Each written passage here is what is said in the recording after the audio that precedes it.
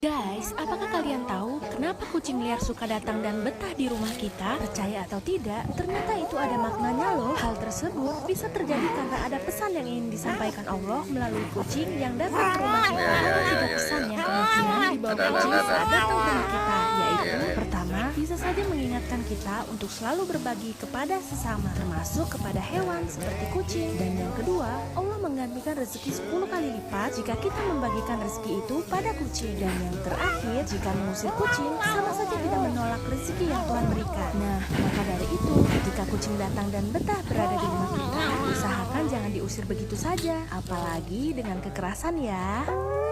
So sweet.